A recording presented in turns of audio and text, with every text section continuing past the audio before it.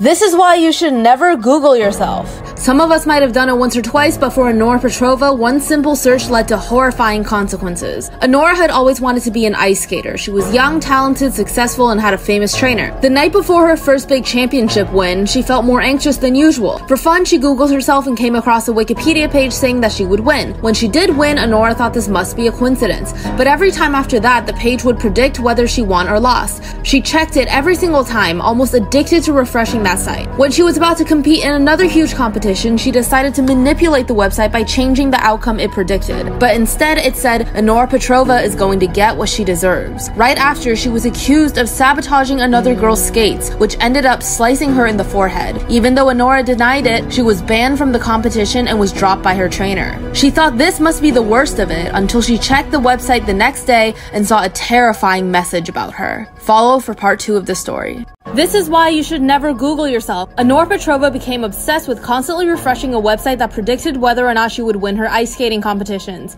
But things took an extreme turn when she decided to manipulate the website's predictions by editing it herself. This caused her to be banned from the competition and be dropped by her trainer.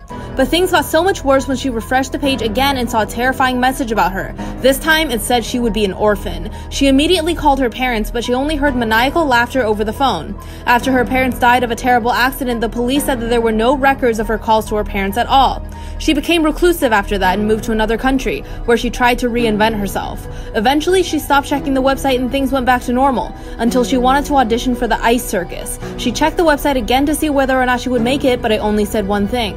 It said at midnight, Anora Petrova died friendless and alone. The next day, her body was found next to her computer.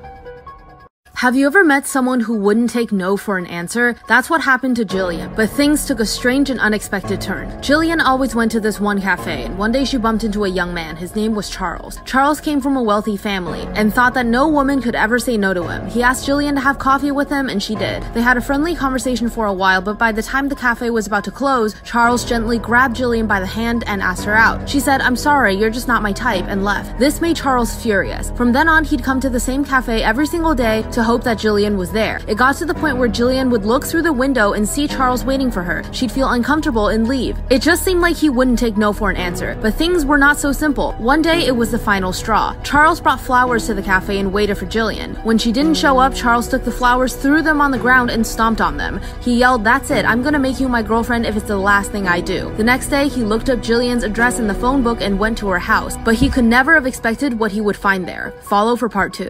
Have you ever met someone who wouldn't take no for an answer? Charles became obsessed with Jillian after she blew him off at the cafe. Charles was the type of man who couldn't accept that anyone might reject him, so he found Jillian's address from the phone book and went to her house. He knocked on the door many times until he heard Jillian's voice say, "Charles, what the heck are you doing?" Charles replied, "I don't get why you wouldn't go out with me. We had such a great conversation in the cafe." Jillian replied, "I already told you, you're just not my type. But if you really want to know what my type is, I can show you." Then she opened the door. Charles stepped in. "You see that door at the end of the hallway? Go in there and you'll see the type of man I like." Charles eagerly went in and saw a staircase leading down to the basement. What happened next would shock anyone. When he got to the bottom of the stairs, he smelled a horrible rotting smell. Then he saw that he was surrounded by 12 or 13 bodies nailed to the wall. All of them were headless. On the table against the wall, their heads were arranged in a row. Suddenly, Charles felt a tap on his shoulder. He turned around and saw Jillian with an axe. Jillian swung the axe, and as Charles's head flew across the room, Jillian picked it up, looked it dead in the eye, and said, "Now you're my type."